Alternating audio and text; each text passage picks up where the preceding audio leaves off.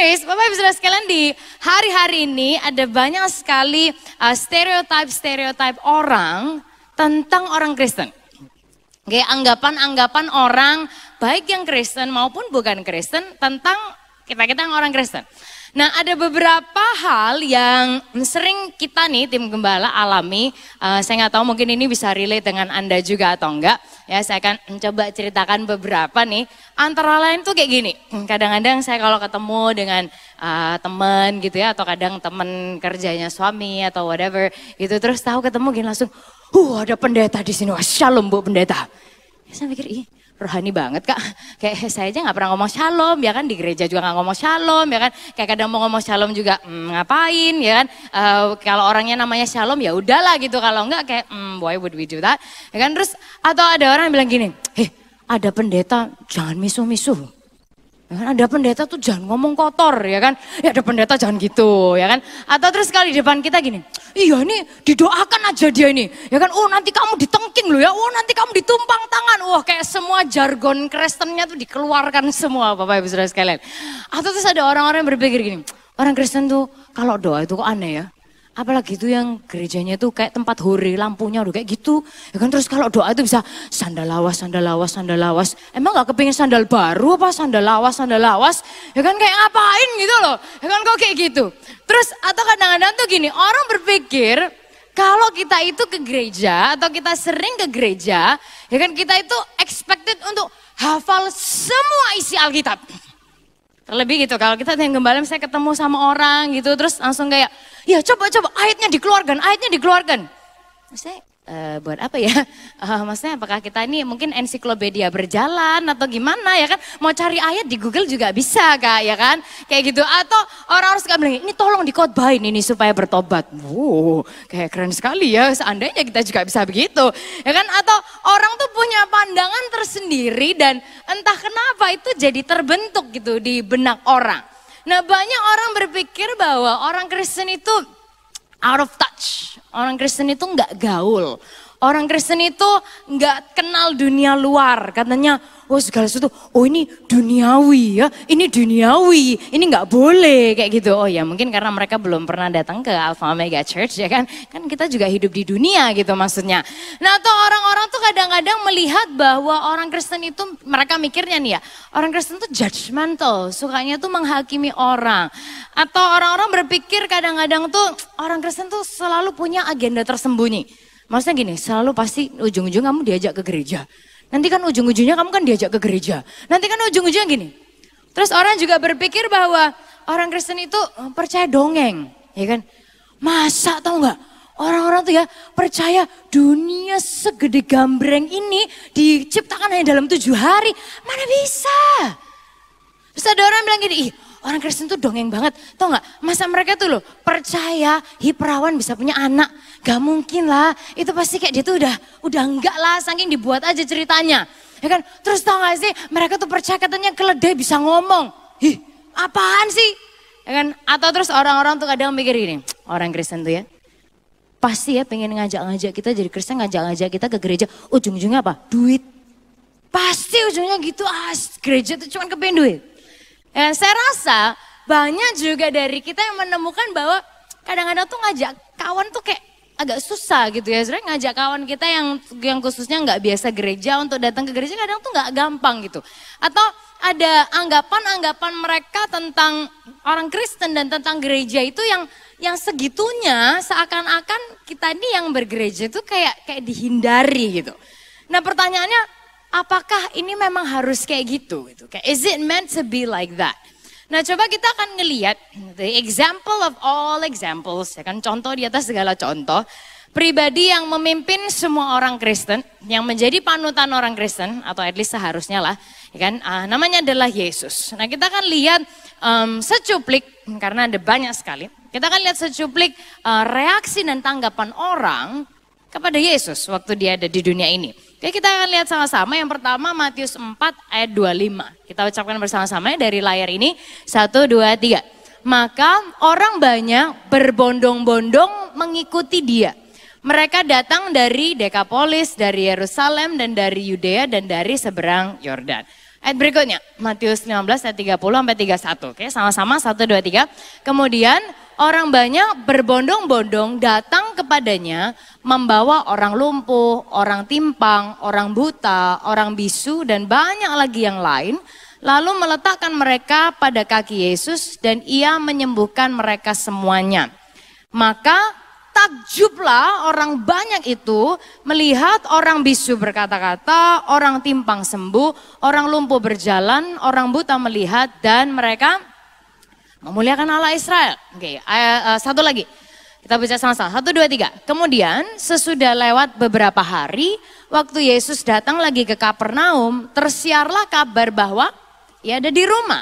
Maka datanglah orang-orang berkerumun sehingga tidak ada lagi tempat, bahkan di muka pintu pun tidak. Nah, Bapak Ibu Saudara sekalian, diceritakan bahwa dimanapun Yesus ada, he was so magnetic. Dia itu kayak magnet, dia itu kayak menarik rasa perasaan orang, kayak orang tuh kepengen deket sama dia, orang ngerumunin dia, pengen lihat apa yang dia lakukan, dengar apa yang dia katakan. Kenapa sih? Antara lain karena juga ini, Matius 7, 28, 29 bilang setelah Yesus mengakhiri perkataan di atas-atasnya itu, ya kan, takjublah orang banyak itu mendengar pengajarannya sebab, kita ucapkan sama-sama 1, 2, 3, ia mengajar mereka sebagai orang yang berkuasa, tidak seperti ahli-ahli Taurat mereka. Nah, he was so magnetic, people were drawn into him, orang itu kayak tertarik sama dia, orang kepingin deket sama Yesus, dan orang selalu kepingin ada di sekitarnya. Dimanapun dia ada, orang pengen nyusul ke sana. Dari tadi di ayat yang kita baca, orang banyak berbondong-bondong, orang banyak selalu mengelilingi dia, sampai gak ada lagi tempat di manapun itu. Dan itu tuh dari berbagai kalangan orang. Ada orang yang memang benar-benar ngefans, ya kan, memang benar-benar kepingin mendengarkan Yesus, kepingin tahu, kenal apa yang diajarkan dan seterusnya. Ada juga orang-orang yang berdosa, orang-orang yang mungkin kita bakal mikir itu nggak layak. Ada orang-orang yang hidupnya itu beda banget dengan Yesus, tapi mereka juga ada di sana. Kepingin untuk dengar Yesus ada sama dia. Sampai juga haters yang julid banget dan kepengen cari kesalahan. Dan di zaman itu kelompok haters itu, kalau hatersnya Yesus ya, namanya itu disebutkan ahli Taurat dan orang Farisi. Orang yang beragama banget tapi super highly judgmental lebih daripada siapapun di dunia. Nah kerennya ini, people who were nothing like him, liked him. And Jesus liked them back. Orang yang gak ada persamaannya dengan Yesus itu suka sama Yesus. Dan Yesus tuh juga suka sama mereka. Kayak Yesus mengundang semua orang yang percaya, yang gak percaya, yang kelakuannya buruk, yang kelakuannya baik, yang suka bikin onar, yang troublemakers, yang anybody, semua kalangan untuk ngikutin dia. Dan kerennya mereka semua ini menerima undangannya Yesus. Nah malahan Bapak Ibu Saudara sekalian, waktu Yesus tuh mau disalib dia kan dikirim untuk diadili. Waktu itu dikatakan bahwa semua pengadilan tidak menemukan kesalahan di dalam dirinya. Karena memang gak ada. Dan basically waktu itu Yesus tuh diperkarakan karena hatersnya itu merasa dia terlalu famous dan powernya itu influence-nya gede banget. Ya iyalah kayak he has the power of all powers, ya kan, kayak kita lagi bercandain siapa gitu. So Yesus tuh sangat powerful, he was so magnetic, dia disukain banyak orang, dia menyukai banyak orang, menerima banyak orang dan dia embrace semua orang yang ada di sekitarnya. Ya, nah kita fast forward ke diri kita hari ini. Okay. Dikatakan bahwa kita ini diciptakan sebagai ambasador-ambasadornya Tuhan. Sebagai citranya Tuhan di dunia ini. Nah salah satu muridnya Yesus yang ngikutin Yesus banget, ya kan, namanya Petrus. Dia hidup day to day bareng dengan Yesus, makan, mandi, ikut pelayanan dan segala macam bareng Yesus. Dia tuh ngingetin gini, dia nyatet dan ngingetin gini di terjemahan bahasa Indonesia masa kini. Dia bilang, Allah memilih kalian dan memanggil kalian keluar dari kegelapan untuk masuk ke dalam terangnya yang gemilang dengan maksud supaya kalian menyebarkan berita tentang perbuatan-perbuatannya yang luar biasa. Jadi dia bilang kamu tuh dipanggil, kamu tuh dipilih untuk supaya kamu cerita tentang perbuatannya. Tentang Tuhan itu seperti apa, what is his culture, what is his heart, what is his everything. Nah Paulus juga ngingetin di 2 Korintus 5:20 dibilang kita ini utusan-utusan Kristus. Supaya waktu orang lihat kita, orang interaksi dengan kita, orang itu bisa merasakan Yesus lewat hidup kita. Sebagaimana Yesus, demikian juga diri kita. Nah, Bapak Ibu Saudara sekalian, kalau seseorang adalah ambasador atau duta dari misalnya sebuah negara, berarti orang tersebut dalam tutur katanya, dalam caranya berpakaian, ya, dalam caranya membawa diri, dalam apa yang dia lakukan, itu harus mencerminkan negara yang dia wakili. Benar? Dan dia mungkin ada di sebuah tempat yang lain dari negaranya, ya kan, karena dia adalah ambasador, ya kan, untuk supaya negara di mana dia ada, yang adalah bukan negara aslinya dia, negara di mana dia ada itu punya citra atau perception yang baik tentang negara dia, sehingga hubungan kedua negara ini bisa tetap baik, ya kan, bisa tetap terjaga. Atau kalau seseorang adalah ambasador dari sebuah brand atau dari sebuah perusahaan, ya kan, cara orang tersebut brand ambassador itu bawa diri, ya kan, caranya dia untuk berpikir, cara bicara harus merepresentasikan brand itu supaya orang tertarik kepingin mengkonsumsi. Atau juga gini misalnya Putri Indonesia kalau ikut Miss Universe atau Miss World atau Miss apapun yang lain lah, kan sekarang lagi banyak ya. Dia harus tampil sebagus mungkin di hadapan seluruh dunia. Ya kan, dia harus menunjukkan yang terbaik dari apa yang dia bisa lakukan untuk menjadi representasi Indonesia. Kalau dia jawabnya jelek atau jawabnya salah, ya kan, mungkin orang Indonesia udah nomor 1 tuh, ya kan, mencaci dan istilahnya itu menjulitin dia satu bangsa gitu. Tapi dia ada di sana untuk menjadi wakil Indonesia yang terbaik supaya nilainya Indonesia di mata internasional tuh jadi naik level gitu. Nah sehingga kalau kita ini diciptakan sebagai ambasadornya Tuhan di dunia ini, berarti apapun yang kita lakukan, apapun yang kita pikirkan, cara kita bicara, cara kita bertindak, harus merepresentasikan siapa Yesus, culture sorga dan pribadi Yesus dan hatinya. Sebagaimana Yesus, demikian juga diri kita. Sehingga kalau orang suka sama Yesus and find him so magnetic, berarti orang juga akan suka dengan kita sebagai pengikutnya harusnya. Kan seharusnya orang tuh react kepada kita seperti mereka react kepada Yesus. Apakah waktu itu Yesus controversial? Yes, a little bit. Tapi dia nggak aneh gitu. He was so weird. People liked him. Nah apa aja sih Yesus? Nah ada beberapa karakteristik karena sebenarnya banyak banget, dia tidak bisa kita selami 100% tapi dia mau dikenali oleh kita. Waktu itu Yesus tuh yang pertama dia accepting, dia tuh menerima. Orang yang tidak seperti dia terima, orang yang beda dengan dia kasihi. Nah jujur aja kita nih sebagai manusia, kita akan lebih mau untuk hang out atau kumpul dengan orang yang punya kesamaan dengan kita. Iya apa iya, Bapak Ibu Saudara sekalian. Kayak iya banget, ya kan, at least hobinya sama, kepentingannya sama, atau tujuannya sama, pokoknya ada kesamaan lah. Kalau enggak, secara alaminya kita tuh akan males. Kayak enggak lah. Dan itu manusiawi, itu kayak udah terbuild di dalam diri manusia kita. Tapi ternyata kita diingatkan, kita nggak dipanggil untuk seperti itu gitu. Menerima sesuatu yang berbeda dari diri kita itu memang gak natural. Tapi itu yang memperluas kehidupan kita. Nah yang Yesus lakukan atau karakteristik Yesus, dia itu gak judging.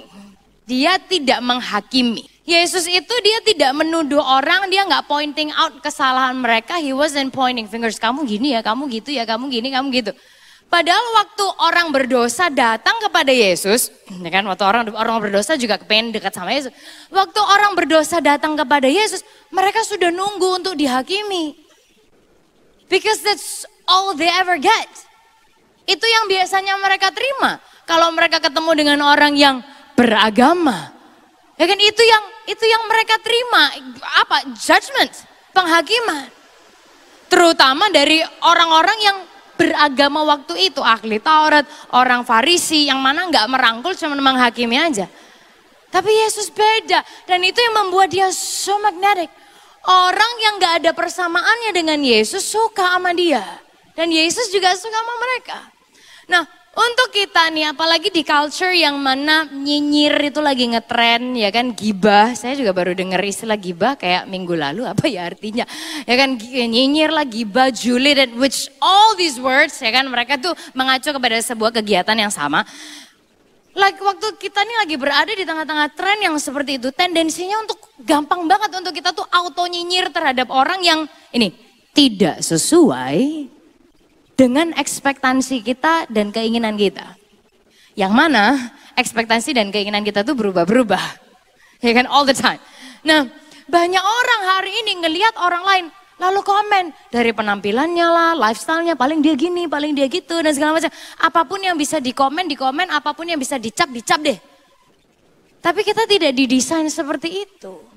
Dan alangkah indahnya dan bahagianya dunia ini, when we expect the best out of each other. Waktu kita itu mendoakan dan mengharapkan yang terbaik untuk satu sama lain. Sehingga melihat orang dari sudut pandang yang lebih luas gitu, bukan hanya menurut apa yang kita mau. Nah, sehingga gini, orang yang gak ada persamaannya dengan Yesus suka sama Yesus. Dan Yesus juga suka dengan orang-orang itu.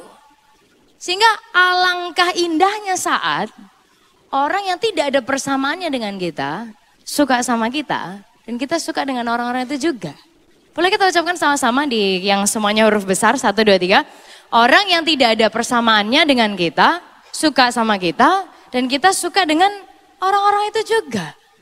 So, itu yang Yesus lakukan. Yang lainnya, dia adalah gini, he was loving. Dia mengasihi.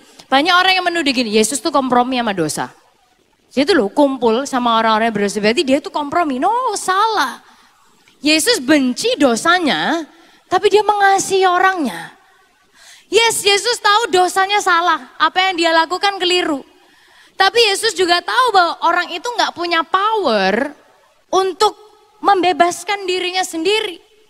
Dan dia tahu bahwa Yesuslah solusi untuk orang itu. Nah, sehingga selalu ada harapan di dalam Yesus untuk bentuk hidup yang seperti apapun. Mau yang hancur, yang salah, yang baik, yang benar, yang bagus. Selalu ada harapan di dalam Yesus. Dan ini epitome pribadinya Yesus. Itu seperti ini, Yohanes 1 ayat 14. Kita ucapkan sama-sama, 1, 2, 3. Firman itu telah menjadi manusia dan diam di antara kita. Dan kita telah melihat kemuliaannya, yaitu kemuliaan yang diberikan kepadanya sebagai anak tunggal Bapa, penuh kasih karunia dan kebenaran. Bukan hanya kasih karunia, oh ya aku terima kamu ya, gak apa-apa ya, gak apa-apa ya, gak apa-apa. Bukan itu, tapi juga speaking out truth. Tapi juga bukan hanya kebenaran, harusnya gini, harusnya gini, harusnya gini. No, tapi juga embracing dengan kasih karunia.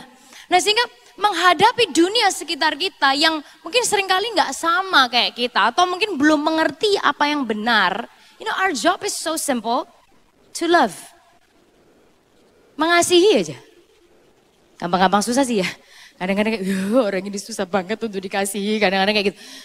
But itu yang Yesus ajarkan. Yes, dosanya salah, tapi kasihi orangnya. Jangan buang orangnya. Karena dari mengasihi dan menerima, kita bisa menyampaikan kebenaran dalam kasih seperti yang dia lakukan, dan dari situ terjadi perubahan kehidupan.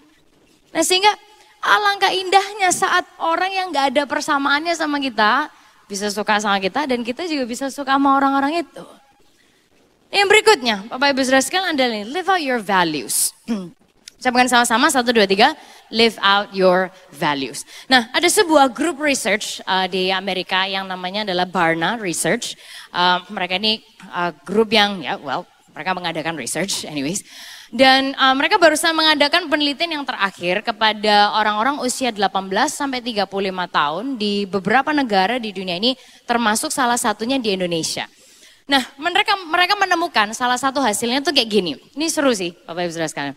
Mereka bilang gini, untuk generasi dulu, truth itu absolute. Kebenaran tuh absolut, hitam putih, udah. Baik atau enggak baik itu agak relatif.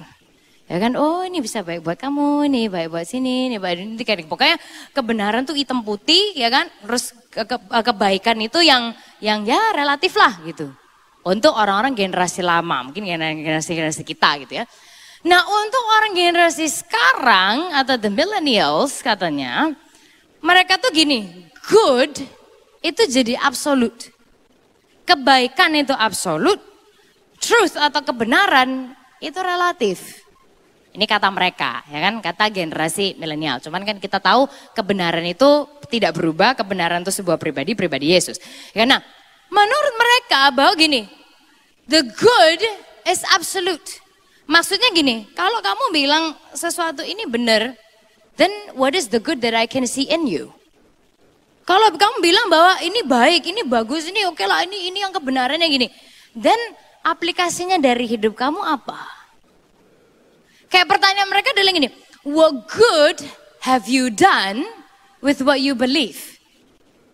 Kebaikan apa yang udah kamu lakukan, ya kan? Atau sebaik apa kamu setelah mengikuti apa yang kamu anggap benar?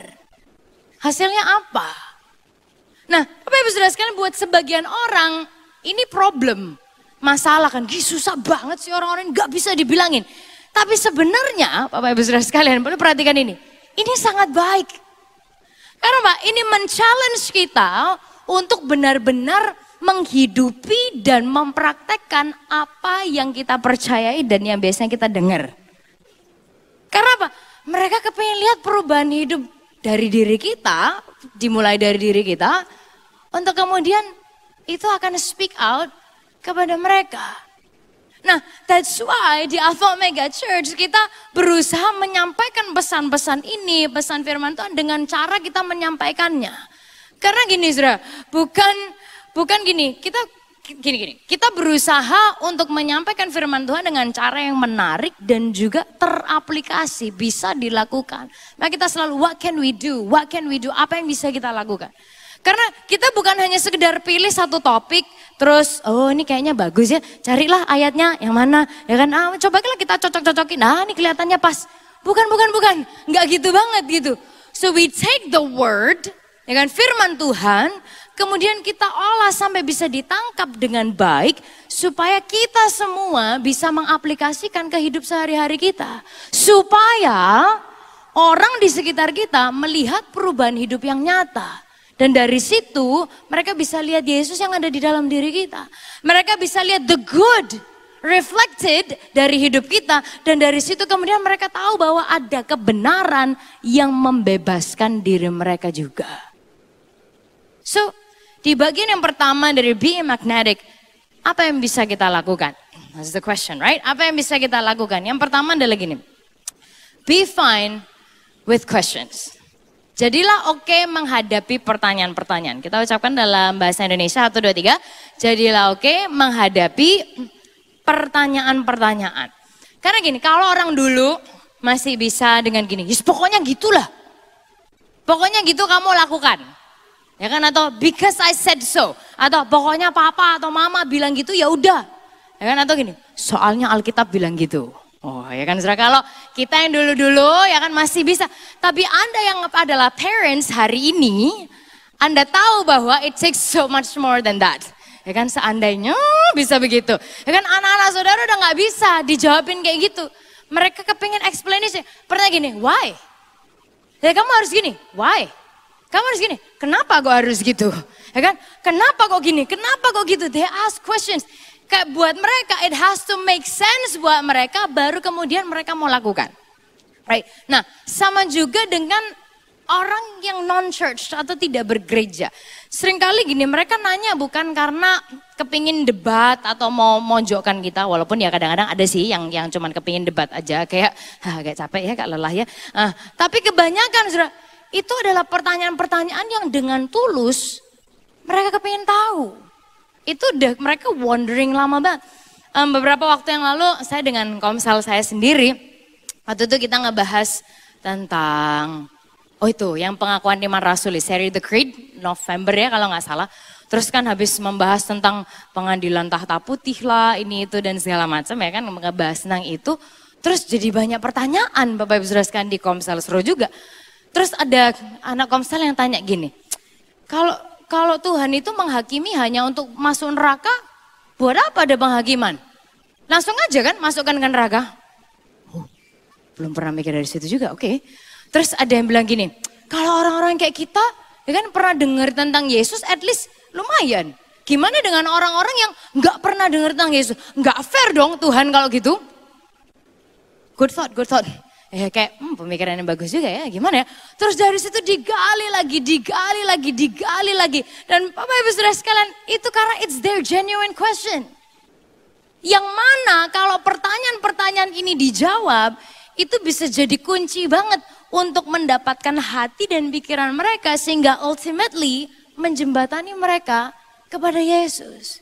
Nah sehingga ini membawa kita kepada hal yang berikutnya. Kadang kita mikir, aduh susah banget ya. Aduh aku tuh gak bisa loh. Aduh aku tuh gak pernah sekolah Alkitab. Aduh aku tuh gak pernah sekolah Alkitab. Ya apa ya gimana ya. Nah sehingga ini yang bisa kita lakukan saudara. Yang kedua adalah gini. Perlengkapi diri kita. Kita ucapkan sama-sama 1, 2, 3. Perlengkapi diri kita. That's why kita ngajak Anda untuk let's love the Bible. Let's dig into the word. Ya kan bertumbuh dalam firman. Dalam pengenalan dan pengalaman bersama Yesus dan firman-Nya.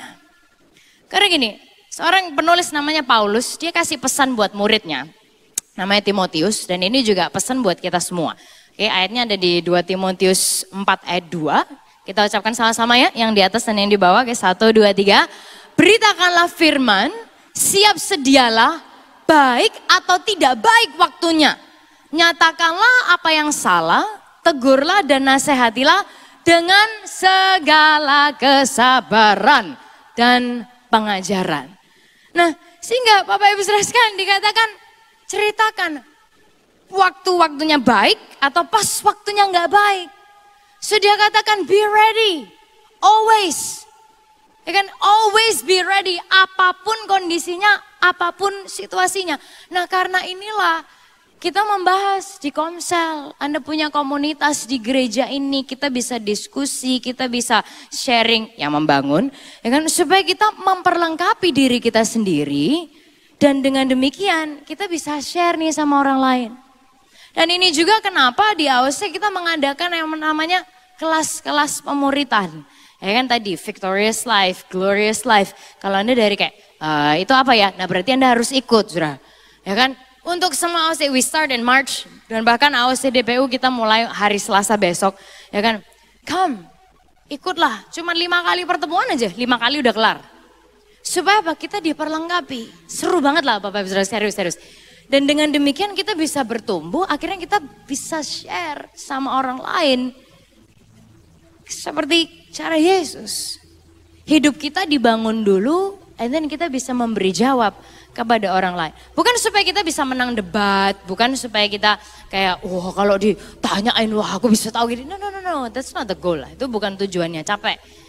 Tapi supaya kita diperlengkapi, bagaimana kita bisa menjadi ambasadornya Tuhan di dunia ini. Nah, sehingga Alpha Omega Church, orang yang gak ada persamaannya dengan Yesus, suka sama Yesus. Dan dia juga suka dengan orang-orang itu.